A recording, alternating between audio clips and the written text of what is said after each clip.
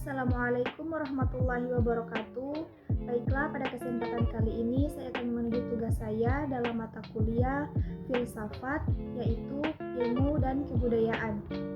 Menurut Kamus Besar Bahasa Indonesia, ilmu itu memiliki arti pengetahuan tentang suatu bidang yang disusun secara sistematis berdasarkan metode atau aturan tertentu yang dapat digunakan untuk menjelaskan tentang gejala tertentu dalam bidang ilmu pengetahuan.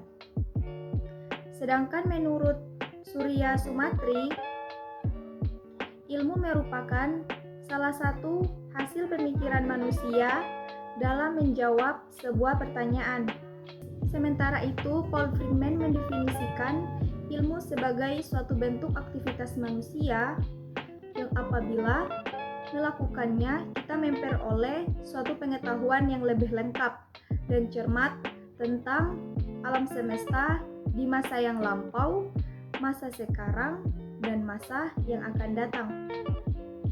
Serta suatu kemampuan untuk beradaptasi dan mengubah lingkungan, serta mengubah sifat-sifatnya sendiri. Beberapa pengertian ilmu di atas dapat kita tarik kesimpulan bahwa ilmu adalah seperangkat pengetahuan yang merupakan hasil pemikiran manusia yang memiliki metode atau cara tertentu yang berguna untuk umat manusia agar manusia dapat bermanfaat bagi kehidupannya sendiri dan bagi kehidupan orang lain di masa sekarang. Budaya atau kebudayaan berasal dari bahasa Sanskerta yaitu budaya yang merupakan bentuk jamak dari budi atau akal yang dapat diartikan sebagai hal-hal yang berkaitan dengan budi dan akal manusia. Di dalam bahasa Inggris, kebudayaan disebut kultur yang berasal dari kata Latin colere yang memiliki arti mengelola atau mengerjakan, bisa juga diartikan sebagai usaha mengelola tanah atau bertani. Kata kultur juga kadang diterjemahkan sebagai kultur dalam bahasa Indonesia. Beberapa pengertian budaya menurut para ilmuwan antara lain, yang pertama ada Edward B. Taylor yang mendefinisikan kebudayaan merupakan satu keseluruhan yang kompleks yang di dalamnya terkandung ilmu pengetahuan, kepercayaan, kesenian, moral, hukum, adat istiadat, dan kemampuan-kemampuan lain yang didapat oleh seseorang sebagai anggota masyarakat.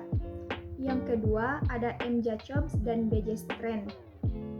Kebudayaan itu mencakup kesatuan yang meliputi bentuk teknologi sosial, ideologi, religi, dan kesenian serta benda yang kesemampuannya merupakan warisan sosial.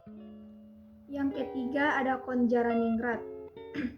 Kebudayaan adalah keseluruhan sistem, ide atau gagasan, tindakan, dan hasil karya manusia dalam rangka memenuhi kehidupan masyarakat yang dijadikan milik diri manusia dengan belajar. Yang keempat ada D.R. Cooper.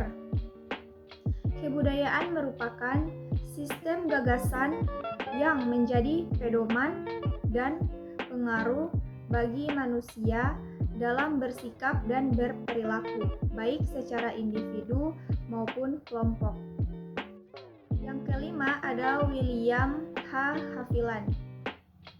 Kebudayaan adalah seperangkat pengaturan dan norma yang dimiliki bersama oleh para anggota masyarakat yang jika dilaksanakan oleh para anggotanya akan melahirkan perilaku yang dipandang layak dan dapat diterima oleh semua masyarakat.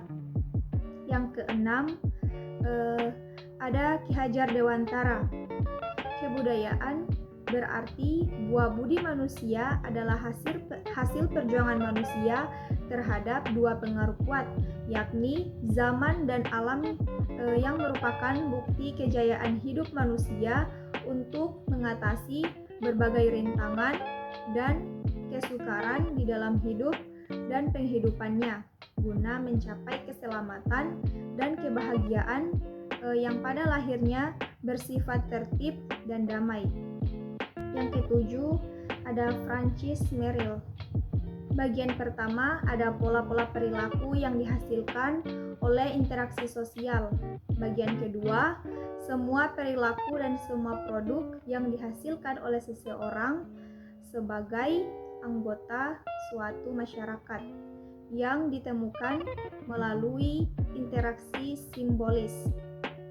Yang kedelapan ada Bounded et al. Kebudayaan adalah sesuatu yang terbentuk oleh pengembangan dan transmisi dari kepercayaan manusia melalui simbol-simbol tertentu. Misalnya, simbol bahasa sebagai rangkaian simbol yang digunakan untuk mengalihkan keyakinan budaya di antara para anggota suatu masyarakat. Dari berbagai definisi tadi, maka dapat kita tarik kesimpulan bahwa kebudayaan yaitu sistem pengetahuan yang meliputi sistem ide atau gagasan yang terdapat di dalam pikiran manusia, yang terdapat dalam kehidupan sehari-hari, yang bersifat abstrak atau nyata. Sedangkan perwujudan dari kebudayaan adalah benda-benda yang merupakan hasil karya yang dibuat oleh manusia sebagai makhluk.